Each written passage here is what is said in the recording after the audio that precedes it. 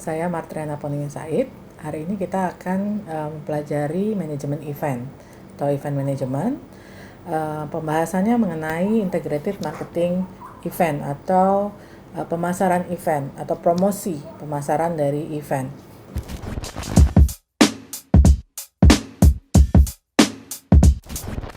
Baik, hari ini CPMK atau capaian pembelajarannya adalah kita mengenali atau mengetahui program pemasaran event itu apa saja, kemudian mengenali jenis pemasaran event, mengetahui teknik event promotion. Ya, jadi mengidentifikasi atau mengenali serta mengetahui apa saja program, jenis, dan teknik dari event promotion.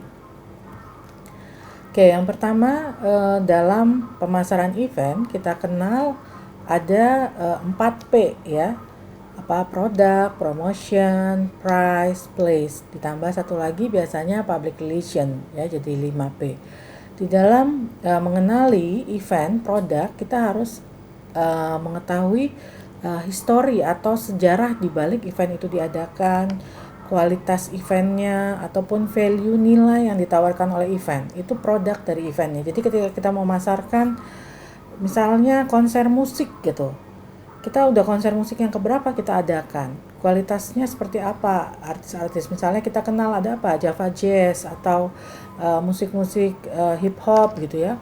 Nah itu yang dikenali dulu produknya apa dari event tersebut, baru kemudian bisa melakukan promotionnya ya, perencanaan strategis terhadap promotionnya apa saja, siapa yang dijadikan sponsornya, siapa yang dijadikan media partnership, mau berpromosi di mana saja ya, itu semua jadi bagian dari promotion. Yang ketiga price, yaitu perbandingan biaya ataupun kompetensi harga yang ada dalam acara kita ya. Jadi acara ini misalnya biaya apa saja yang dikeluarkan, tiket ada berapa harganya, itu yang bisa ditawarkan, disampaikan. Atau misalnya paket sponsorship ya sebagai price, itu bisa dibandingkan, itu bisa jadi salah satu pengenalan terhadap price dari event yang dipasarkan ya. Atau misalnya kalau kita bikin event pameran ya, pameran itu ada sewa booth ya, ada panggung gitu yang harus diisi, kemudian ada biayanya, itu semua bisa perbandingan harga yang bisa kita sampaikan ke klien ya. Kemudian ada public relation, ini terkait dengan kampanye event ya, biasanya terkait dengan konsumen dan media relation. Kemudian cara public relation ini biasa kita bandingkan dengan beriklan atau advertising, ini mana yang lebih kuat gitu ya, public relation dampaknya. Kemudian bagaimana tanggapan dari halayak sasaran ataupun dari konsumen yang kita tuju ya. Yang terakhir ini biasanya yang kita pasarkan adalah place-nya ya, terkait lokasi acara.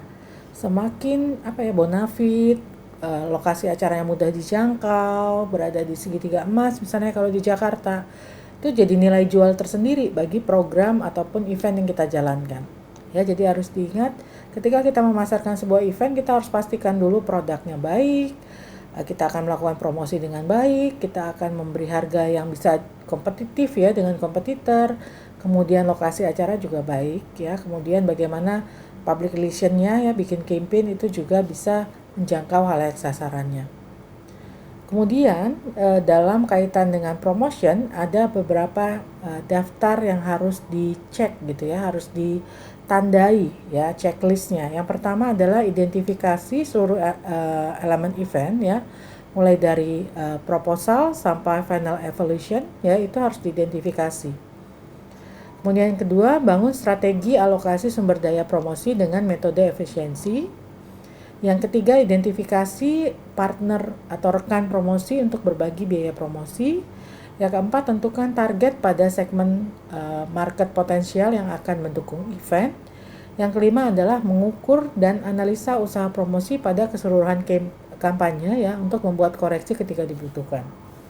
Jadi ketika membuat program promosi ini di checklist, kita sudah identifikasi belum strategi dengan partner ada tidak ya, ataupun alokasi sumber daya promosinya sudah baik atau tidak, itu kita melakukan checklist ya, sehingga promosi yang kita lakukan bisa dievaluasi apakah efektif ataupun efisien ya. Kemudian juga dikenal ada internal versus external event marketing. Ya, jadi bedanya internal event marketing itu pemasaran atau promosi itu ditujukan kepada internal. Ya. Kalau eksternal berarti di luar dari event organizer, penyelenggara. Ya. Di dalam internal dan eksternal ini menggunakan kekuatan pemasaran seperti iklan, public relation, promotion, ya, advertising specialist, teknik stand, ya. Jadi maksudnya ada orang-orang khusus yang kita gunakan untuk berperan di suatu tempat, ataupun teknik promosi untuk event individual. Ya, jadi harus menggunakan kekuatan alat-alat komunikasi pemasaran tersebut, ya. Di mana tujuannya adalah untuk menginformasikan, untuk menarik perhatian, mempersuasi atau mempertahankan konsumen, ya, ataupun calon konsumen ataupun target halayak yang kita tuju. Ya, jadi promosi ataupun event marketing ini tujuannya, ya, kalau sudah terinformasi tentu diharapkan akan menarik perhatian, diharapkan akan terpujuk, ya, untuk hadir atau terlibat dalam event kita, ya. Ini yang biasanya kita bisa gunakan iklan, public relation, promotion, ya, dan lainnya. Kemudian juga dikenal ada namanya retail events, ya. Retail events ini biasanya kegiatan event yang diadakan di pusat pembelanjaan retail, ya. Nah, kalau bicara tentang internal dalam retail event ini terkait dengan tinan-tinan, ya, tinan-tinan ataupun toko-toko yang ada di pusat perbelanjaan tersebut.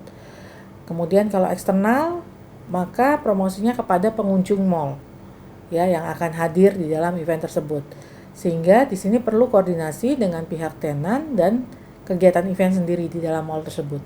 Ya, jadi kalau bisa dilihat, retail event ini membutuhkan pihak internal dan juga pihak eksternal sebagai pengunjung. Ya, karena kalau di pusat perbelanjaan misalnya ada event khusus, diskon, ya, atau midnight sale gitu, itu kan harus terlibat tinannya, ya, apakah mereka setuju atau tidak.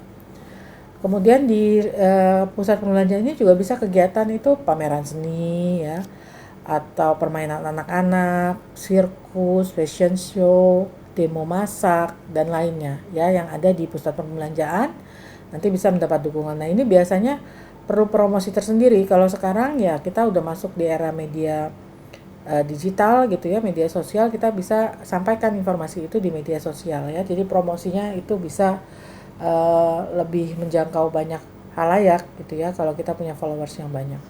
Tapi sebenarnya kita harus berkegiatan dalam pusat perbelanjaan itu sebagai sebuah retail event.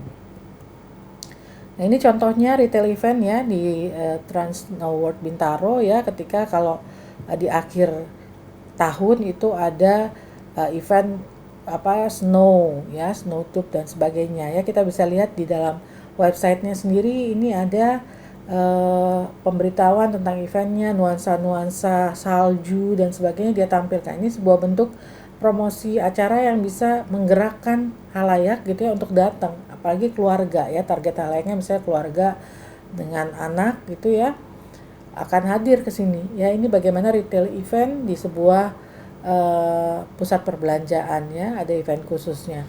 Dan kita bisa lihat di websitenya ini bisa interaktif, bisa order tiket dan sebagainya.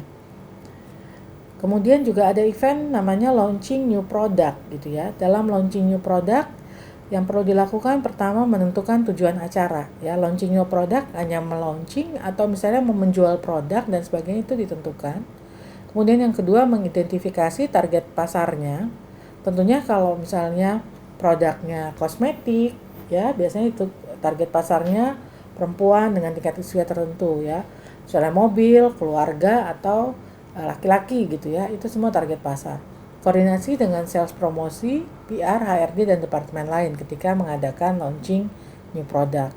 Kemudian yang keempat, melakukan riset untuk rencana produksinya, produksi pelaksanaan launching.